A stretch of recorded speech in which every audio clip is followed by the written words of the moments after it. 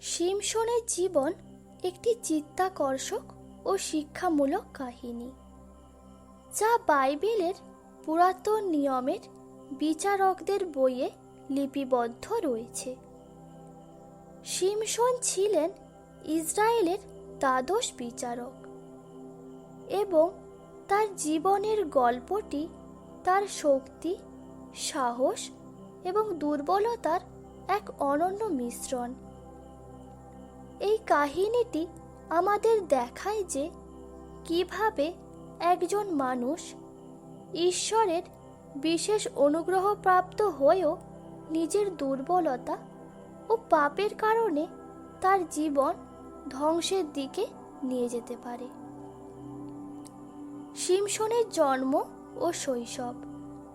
শিমশনের জন্ম হয় এমন একটি সময় যখন ইসরায়েল জাতি তাদের পাপের জন্য ঈশ্বরের কাছে শাস্তি পাচ্ছিল। সেই সময় ইসরায়েলিরা অনেকবার তাদের ঈশ্বরের কাছ থেকে দূরে সরে গিয়ে অন্য দেবতাদের পূজা করত। এর ফলে ঈশ্বর তাদের শাস্তি দিতে বিভিন্ন জাতির অধীন করে দিতেন। শিমশনের সময় ইসরায়েলিরা ফিলিস্তিনিদের অধীনে ছিল এবং ফিলিস্তিনিরা তাদের উপর অত্যাচার চালাচ্ছিল। শিমশনের মা একটি দেবদূতের কাছ থেকে একটি বিশেষ বার্তা পেয়েছিলেন। দেবদূত তাকে জানিয়েছিলেন যে তার গর্ভে একটি পুত্র সন্তান হবে এবং এই সন্তান হবে ঈশ্বরের বিশেষ আশীর্বাদ প্রাপ্ত। তিনি আরও বলেছিলেন যে এই সন্তানের মাথার চুল কখনো কাটা যাবে না। এই শিশু হবে ইসরায়েলের মুক্তির প্রতীক এবং সে ফিলিস্তিনিদের হাত থেকে ইসরায়েলকে উদ্ধার করবে। শিমশনের শক্তি ও কার্যকলাপ। বড় হয়ে শিমশন একটি অসাধারণ শক্তিধর পুরুষে পরিণত হন। তার শক্তি ছিল অলৌকিক এবং এই শক্তি ঈশ্বরের কাছ থেকে পাওয়া। শিমশনের জীবনে সবচেয়ে পরিচিত ঘটনাগুলির মধ্যে একটি হল যখন তিনি একটি সিংহকে খালি হাতে হত্যা করেন। এটি তার শক্তির প্রথম প্রকাশ হিসেবে ধরা হয়। তাছাড়া শিমশন বহুবার ফিলিস্তিনিদের বিরুদ্ধে লড়াইয়ে জয়ী হন। তার অন্যতম কীর্তি হল একবার তিনি একা 1000 ফিলিস্তিনিকে হত্যা করেছিলেন একটি গাধার চোয়ালের হাড় দিয়ে। এ ধরনের কৃতিত্বের জন্য শিমশন ইসরায়েলের মানুষের কাছে একটি কিংবদন্তি হয়ে ওঠেন। শিমশনের দুর্বলতা। তবে শিমশনের জীবনে একটি বড় দুর্বলতা ছিল যা তাকে ধ্বংসের দিকে নিয়ে যায়। এই দুর্বলতা ছিল তার নারী আসক্তি। শিমশন একাধিকবার নারীদের প্রতি দুর্বল হয়েছিলেন এবং এটি তার জীবনে বিপদ এনে দেয়। তার জীবনে সবচেয়ে বড় বিপদ আসে যখন তিনি দেলিলার প্রেমে পড়েন। দেলিলা ছিল একজন ফিলিস্তিনি নারী এবং ফিলিস্তিনিরা তাকে শিমশনের শক্তির উৎস জানার জন্য প্রলোভন দেখায়।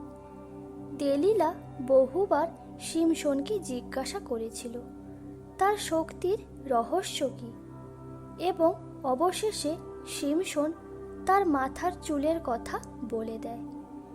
শিমশন জানত না যে দেলিলা তার সাথে বিশ্বাসঘাতকতা করবে। রাতে যখন শিমশন ঘুমাচ্ছিল তখন দেলিলা তার চুল কেটে দেয় এবং ফিলিস্তিনিদের ডেকে আনে। ফলে শিমশন তার অলৌকিক শক্তি হারিয়ে ফেলে এবং ফিলিস্তিনিরা তাকে বন্দী করে ফেলে। শিমশনের বন্দী জীবন ও মৃত্যুর কাহিনী। ফিলিস্তিনিরা শিমশোনকে বন্দি করে নিয়ে যায় এবং তার চোখ উপড়ে ফেলে। এরপর তারা তাকে একটি দাস হিসেবে কাজে লাগায়। তবে শিমশোন জানত যে ঈশ্বর তাকে এই অবস্থা থেকে উদ্ধার করতে পারেন। তিনি তার জীবনকে পুনরায় ঈশ্বরের কাছে উৎসর্গ করেন এবং প্রার্থনা করেন যে ঈশ্বর তাকে আবার শক্তি দান করুন।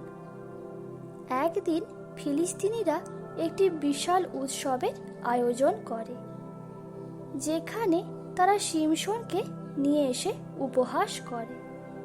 সেই সময় শিমশোনের চুল আবার গজিয়ে উঠছিল। তিনি ঈশ্বরের কাছে শেষবারের মতো প্রার্থনা করেন যাতে তিনি একবারের জন্য আবার শক্তি পান।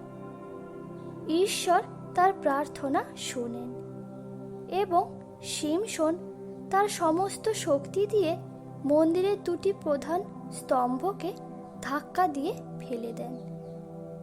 মন্দির ভেঙে পড়ে এবং শিমশোন সহ অনেক ফিলিস্তিনি নিহত হয়। এইভাবে শিমশোন তার জীবনের শেষ মুহূর্তে ইসরায়েলিদের জন্য একটি বিজয় অর্জন করেন। শিমশোনের জীবন থেকে শিক্ষা। শিমশোনের জীবন আমাদেরকে অনেক গুরুত্বপূর্ণ শিক্ষা দেয়। প্রথমত, এটি আমাদের দেখায় যে ঈশ্বরের কাছ থেকে পাওয়া আশীর্বাদ ও ক্ষমতা যদি ভুল পথে ব্যবহার করা হয় তবে তা ধ্বংস ডেকে আনে।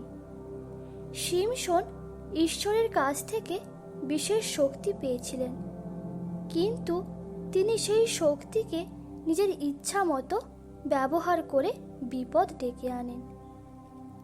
দ্বিতীয়ত, শিমশোনের জীবন আমাদের দেখায় যে আমাদের দুর্বলতাগুলি যদি আমাদের নিয়ন্ত্রণ করতে দেয় তবে তা আমাদের পতনের কারণ হতে পারে।